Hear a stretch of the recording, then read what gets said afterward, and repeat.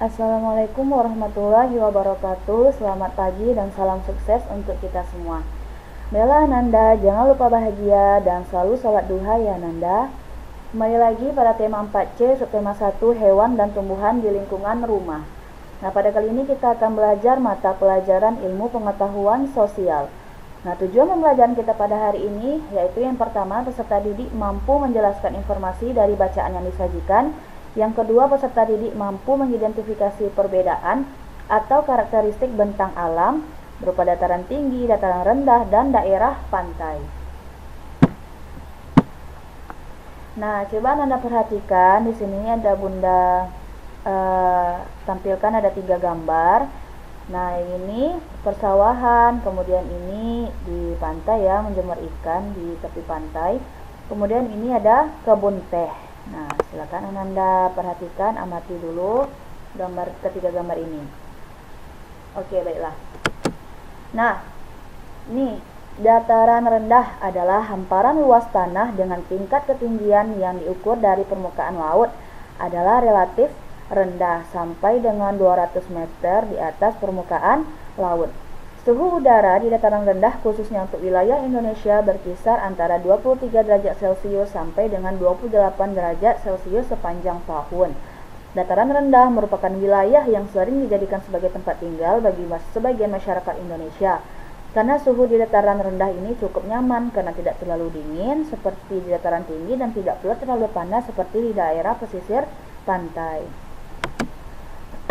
Daerah pesisir pantai, nah ini gambar yang kedua, adalah perbatasan antara wilayah darat dan wilayah laut. Garis pantai biasanya digunakan untuk menandai batas wilayah suatu negara. Pada umumnya, daerah pantai digunakan untuk usaha pengeringan ikan, tambak, ladang garam, dan untuk objek wisata. Selanjutnya yaitu dataran tinggi atau disebut juga plateau atau plato. Adalah dataran yang terletak pada ketinggian di atas 700 meter di atas permukaan laut. Dataran tinggi terbentuk sebagai hasil erosi dan sedimentasi. Dataran ini biasanya dimanfaatkan untuk perkebunan dan menanam tanaman sayur, rumah-rumah peristirahatan, dan juga sebagai objek wisata. Nah, ini ada beberapa tugasnya. Yang pertama, informasi apa yang Ananda peroleh dari bacaan-bacaan tersebut. Nah, coba Ananda buat informasi-informasi yang telah didapatkan. Kemudian yang kedua, pernahkah Ananda mengunjungi tempat-tempat tersebut? Nah, insya Allah pasti pernah ya Ananda mengunjungi tempat-tempat tersebut, kan karena sering jalan-jalan juga. Kemudian sawah pun juga sangat banyak kita jumpai di daerah kita. Kemudian yang ketiga, bagaimana karakteristik atau ciri khasnya dari tempat-tempat tersebut. Nah, misalnya di persawahan tadi, gimana sih ciri-cirinya, apa ciri khasnya, karakteristiknya seperti apa gitu. Nah, selanjutnya di sini yang lebih spesifiknya, di sini ada ciri-ciri. Ini ada 7 ciri-cirinya. Kemudian ada dataran rendah, dataran tinggi, dan pantai.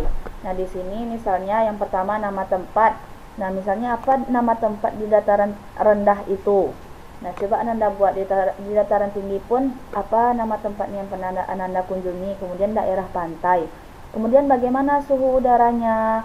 Kemudian jenis hewan yang hidup di daerah tersebut seperti apa. Jenis tanamannya juga seperti apa. Sumber daya alam. Kemudian cuaca yang sering terjadi. Dan yang terakhir yaitu mata pencarian penduduknya. Nah, coba Ananda cari Ananda. Baiklah, sekian pembelajaran kita pada hari ini. Selalu semangat, dan jika ada yang ragu atau ingin ditanyakan silakan japri Bunda.